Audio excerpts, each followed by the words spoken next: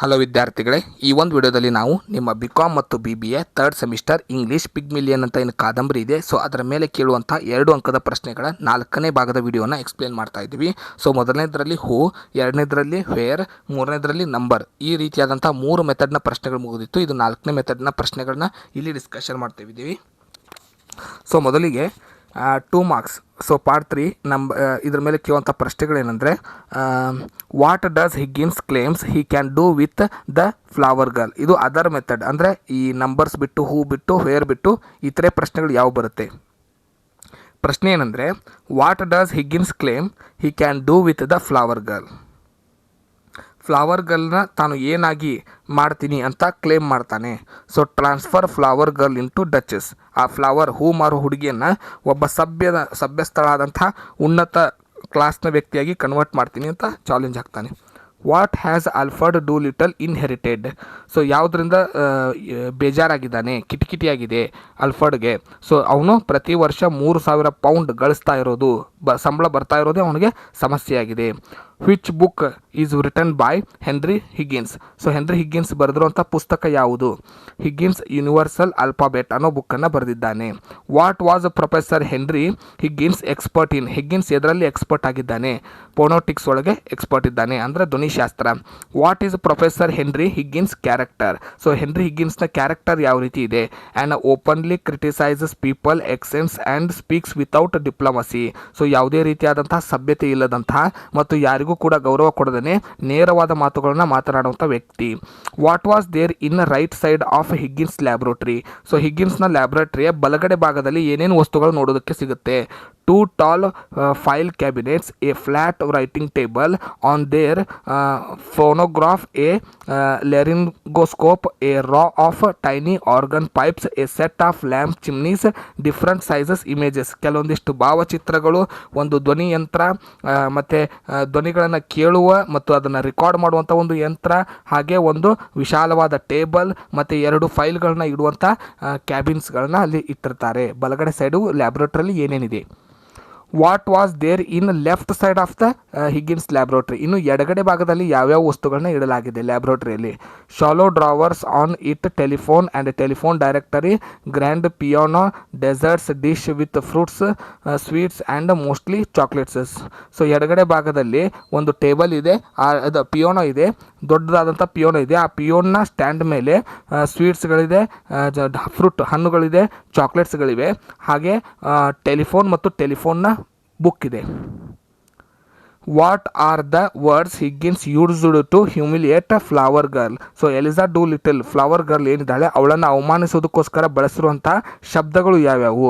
Baggage ಅಂತ ಕರಿತಾನೆ, ಸಿಲ್ಲಿ girl ಅಂತ ಕರಿತಾನೆ, ಸ್ಕ್ವಾಶ್ಡ್ cabbage leaf ಅಂತ ಅವಳನ್ನು ಕರಿತಾನೆ. What job flower girl wanted to do. So ಯಾವ ಕೆಲಸಕ್ಕೆ ಸೇರಬೇಕಂತ ತನ್ನ ಆಸೆಯನ್ನು ಫ್ಲವರ್ ಗರ್ಲ್ ಹೇಳ್ತಾಳೆ. She want to be a lady in flower shop. So flower ಶಾಪ್ನಲ್ಲಿ ಅವಳಿಗೆ ಲೇಡಿಯಾಗಿ ಕೆಲಸ ಬೇಕಾಗಿರುತ್ತೆ.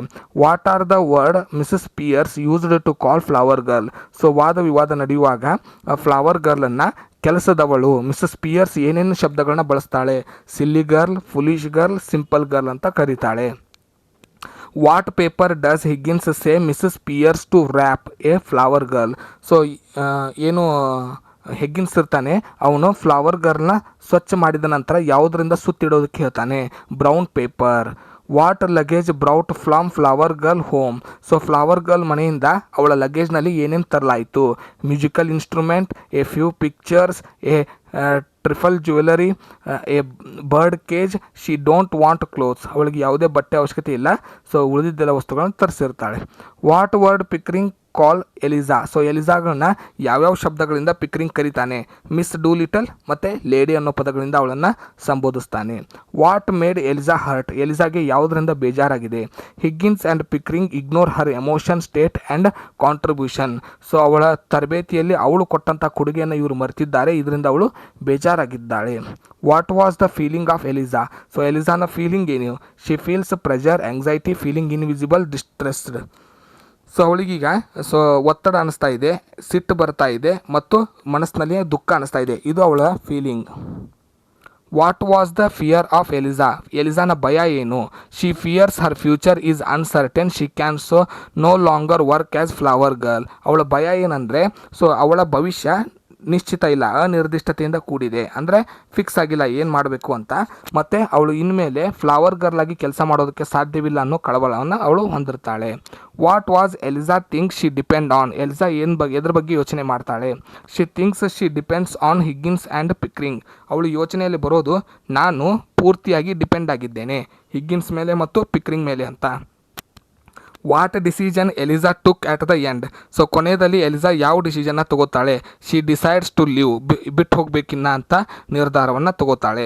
What professor Henry Higgins own, so Higgins ಯಾವುದನ್ನು ಹೊಂದಿದ್ದಾನೆ ಅಥವಾ ಗೆಲ್ತಾನೆ? ದ ಬೆಟ್, ಚಾಲೆಂಜ್ನ ಅವನು ಗೆದ್ದಿದ್ದಾನೆ. What does Eliza throw on professor Higgins, so professor Higgins ಮೇಲೆ ಏನನ್ನು ಬಿಸಾಡ್ತಾಳೆ ಈ ಫ್ಲವರ್ ಗರ್ಲ್? ಸ್ಲಿಪ್ಪರ್ಸ್, ಚಪ್ಪಲನ್ನು ಎಸಿತಾಳೆ. ಸೊ ಅದನ್ನು ಶಾರ್ಟ್ಕಟ್ಟಾಗಿ ನೆನಪಿಟ್ಕೊಂಥ ಮೆಥಡ್. ಕ್ವಶನಲ್ಲಿ ಕ್ಲೇಮ್ಸ್ ಅಂತ ಬಂದರೆ transfer flower girl into duchess. Inherited ಅಂತ ಬಂದರೆ 3000 pounds every year.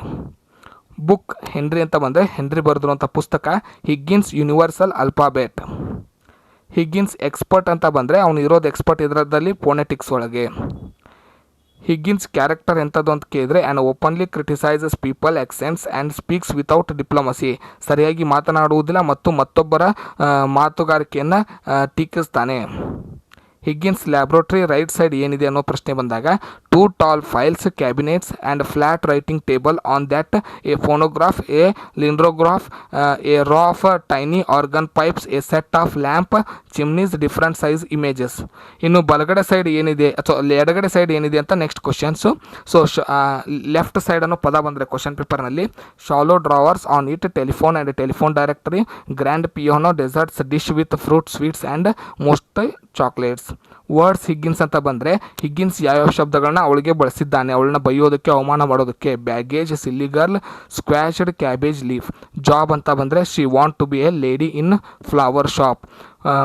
Pears, Mrs Pearce ಅವಳು ಮನೆ ಕೆಲಸದವಳು. ಸೊ ಅವಳು ಬಳಸಿರುವಂಥ ಪದಗಳು ಯಾವುವು ಅಂತ ಪ್ರಶ್ನೆ ಕೇಳಿದಾಗ silly girl, foolish girl, simple girl. Wrap ಅಂತ ಬಂದರೆ ಯಾವುದರಿಂದ ಅವಳನ್ನು ಸುತ್ತಿಡೋದಕ್ಕೆ ಹಿಗ್ಗಿನ್ಸ್ ಹೇಳ್ತಾನೆ? Brown paper. ಲಗೇಜ್ ಅಂತ ಬಂದರೆ ಅವಳ ಮನೆಯಿಂದ ಏನೇನು ತಂದಿರ್ತಾರೆ? Musical instrument, few pictures, trifle jewellery, a bird cage, she don't want clothes. Word Pickering ಅಂತ ಬಂದರೆ ಪಿಕ್ರಿಂಗ್ ಅವಳನ್ನು ಯಾವ ಶಬ್ದಗಳಿಂದ ಕರೀತಾನೆ? Miss Doolittle lady. Eliza hurt ಅಂತ ಬಂದರೆ ಯಾವುದಕ್ಕೆ ಬೇಜಾರಾಗಿದ್ದಾಳೆ ಅಥವಾ ಯಾವುದರಿಂದ ಅವಳಿಗೆ ನೋವಾಗಿದೆ? Higgins and Pickering ignores her emotion state and contribution. Feeling of ಎಲಿಜಾನ ಫೀಲಿಂಗ್ ಏನು ಅಂತ ಕೇಳಿದರೆ she feels pressure, anxiety, invisible distressed. Fear of Eliza ಅಂತ ಕೇಳಿದರೆ she fears her future is uncertain, she can no longer work as flower girl. Eliza think ಅಂತ ಬಂದರೆ she thinks she depends on Higgins and Pickering. Decision Eliza ಅಂತ ಬಂದರೆ she decide to leave. Higgins own ಅಂತ ಬಂದರೆ ಯಾವುದರಿಂದ ಗೆದ್ದ? Bait, ಚಾಲೆಂಜ್ನ ಗೆದ್ದ. Throw ಅಂತ ಬಂದರೆ ಸ್ಲಿಪ್ಪರ್ಸ್. ಸೊ ಅಂಡರ್ಲೈನ್ ಮಾಡಿರೋಂಥ ಪದಗಳೇನಿದೆ, ಸೊ ಈ ವರ್ಡ್ಗಳು ಬಂದಾಗ ಇವನ್ನೇ ಉತ್ತರವನ್ನು ನೀವು ಬರೀಬೇಕು. ಹೀಗೆ ಶಾರ್ಟ್ಕಟ್ಟಾಗಿ ನೆನ್ಪಿಟ್ಕೋಬೇಕು. ಪೂರ್ತಿ ಕ್ವಶನ್ನ ಅರ್ಥ ಮಾಡಿಕೊಂಡು ನೀವು ಬರೀತೇನೆಂದರೆ ಅಲ್ಲಿ ಕ್ವಶನ್ಸ್ನ ಅವರು ಡಿಫಿಕಲ್ಟಾಗಿ ಟ್ವಿಸ್ಟ್ ಮಾಡಿ ಕೇಳಿರ್ತಾರೆ. ಈ ಪದಗಳಿಂದ ಇದೇ ಕ್ವಶನ್ ಕೇಳಿದ್ದಾರೆ ಅಂತ ನೀವು ಕಂಡುಹಿಡಿಬೋದು. ಧನ್ಯವಾದಗಳು. ಮುಂದಿನ ವಿಡಿಯೋದಲ್ಲಿ 10 ಅಂಕದ ಪ್ರಶ್ನೋತ್ತರವನ್ನು ಹೇಗೆ ಎಕ್ಸ್ಪ್ಲೇನ್ ಮಾಡಬೇಕು ಅನ್ನೋದ್ರ ಬಗ್ಗೆ ಡಿಸ್ಕಷನ್ ಮಾಡೋಣ.